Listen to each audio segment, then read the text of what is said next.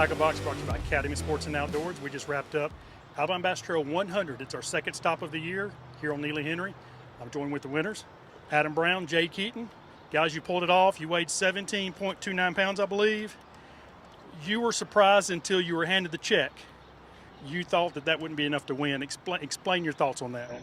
Well, I've been fishing this lake for 30-something years, and just there's so many. That's like I was telling him. I've placed. I've won a lot, but I've placed second more times than I placed first. And so you get that 17-pound range. It's kind of tricky here. So like sometimes somebody will come in 20 pounds, sometimes it'll be 18, sometimes 16 will win. But it's got you living on the edge.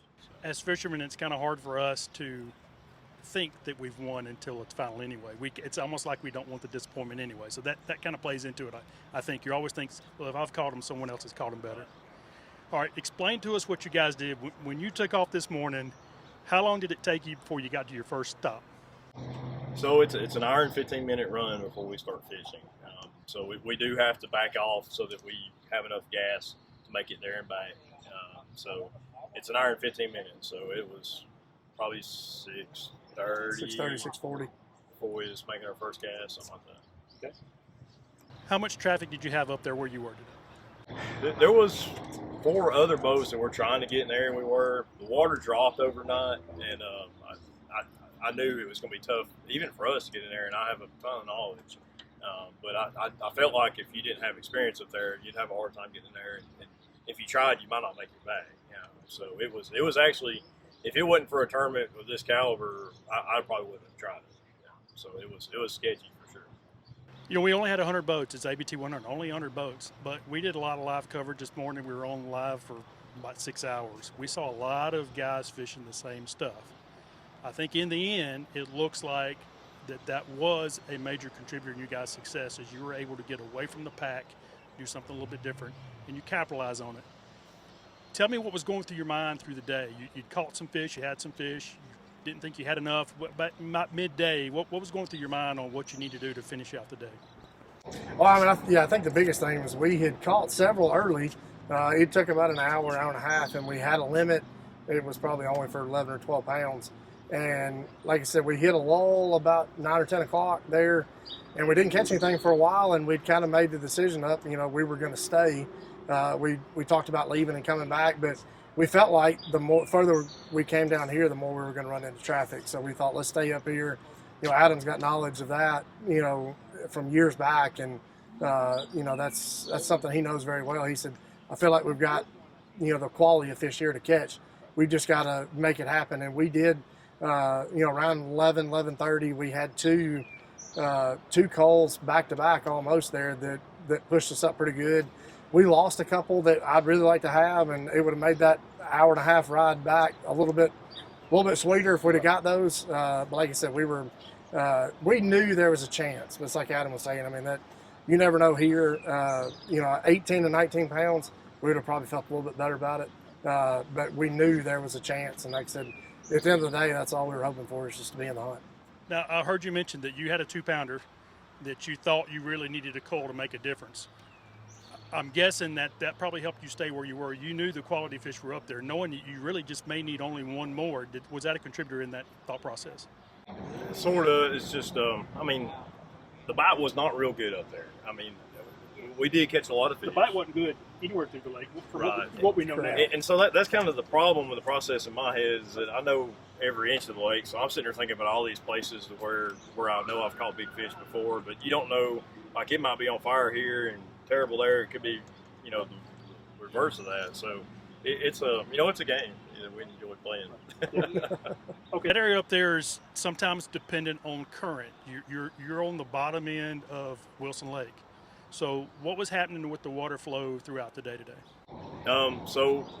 It's the bottom end of Weiss, but what happens is that you've got, the way this lake's set up, you've got the regular dam at Weiss Powerhouse, and then the section they call Dead River, which deads into Terrapin, turns and goes to the spillway at Weiss. And so the spillway up until yesterday morning was at 505 cubic feet, and then yesterday they cut it to 199. And so don't sound like a lot, but it's huge up there. So the water dropped a good foot from what it was yesterday, and it made it a challenge to really kind of get to where we wanted to Now, you talked about how difficult it is to get up there. The water level fluctuate, and the chance we talked earlier about there's always a chance of you get up there and fish, you can't get back because there's certain areas that are so shallow you just can't get back. You're in a different kind of boat today. You know, not just anybody can go up there without it being more of a dangerous situation. You mentioned you've got a lot of experience up there. Obviously, you have a boat set up for that. So explain to them a little bit about how important it is to make sure that you're safe. You've got all the safety bases covered.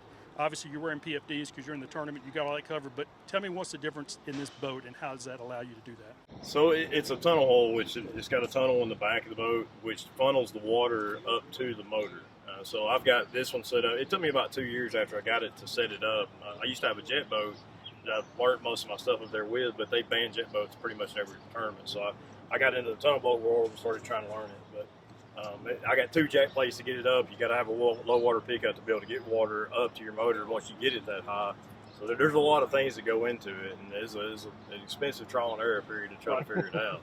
2 Atlas hydraulic jack plates, you're able to raise that motor up, so the prop is actually higher than the bottom of the boat. That's right. So as long as your boat gets through there, you're protecting your prop. That's right.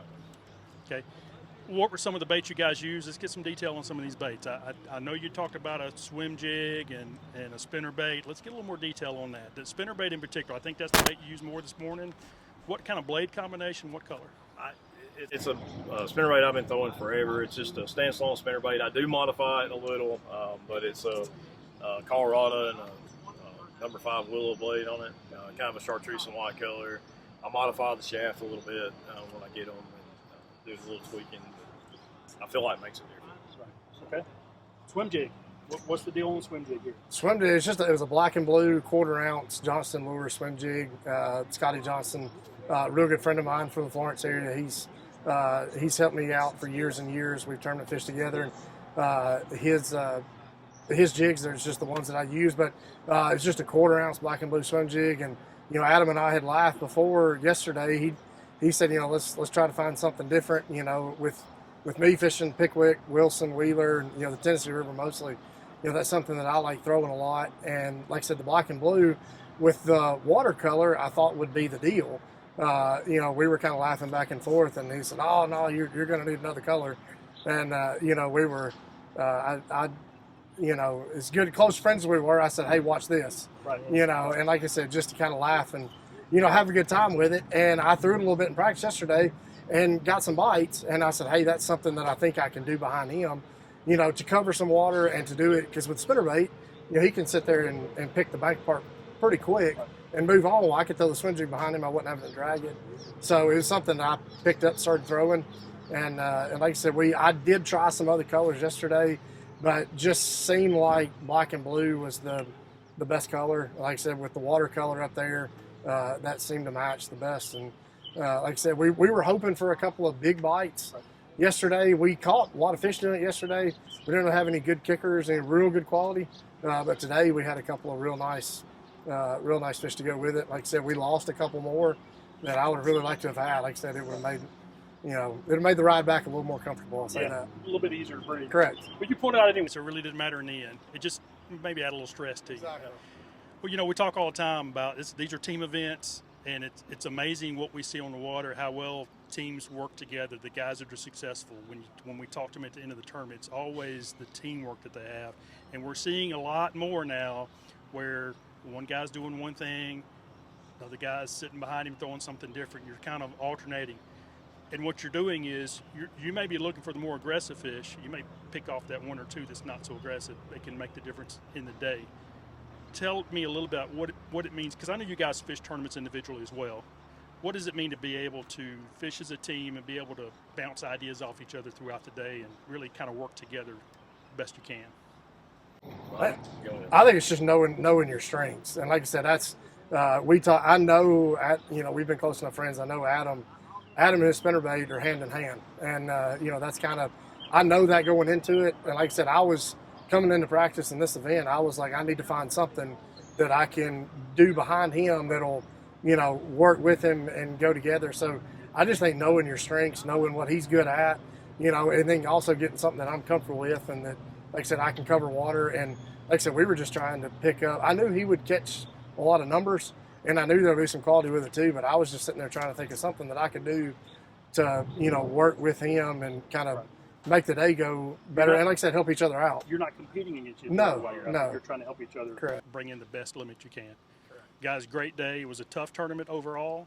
You guys did it. Doing something a little different. I think that is the key now that we see at the end. Great job, great decision making on the water. It worked out for you. Thank you. Thank you. Folks, before you head on your next adventure, be sure to stop by your closest Academy Sports and Outdoor store where you'll find all this gear and more.